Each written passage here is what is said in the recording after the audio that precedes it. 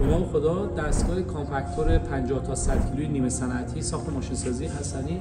این دستگاه اصول اکونومی و مدل ساده نسل کامپکتورها است. ما کامپکتورهای پیشرفته طبقاتی به صورت 500 کیلو تا 1 در ساعت هم زدیم که توی کانال ما میتونید ببینید.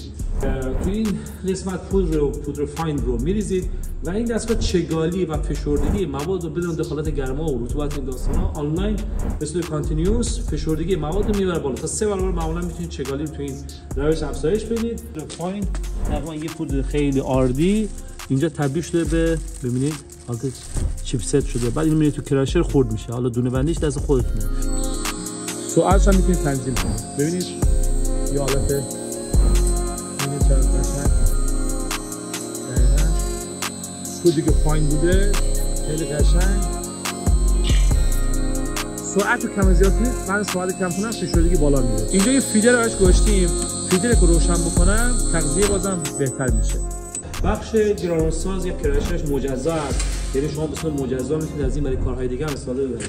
اینسرتی جابجایی میشه. فریمش خیلی راحت قابل تعویض. شما میتونید برای به حساب بودن دونه‌بندی مورد نظرتون فریمش رو راحت تغییر بدید.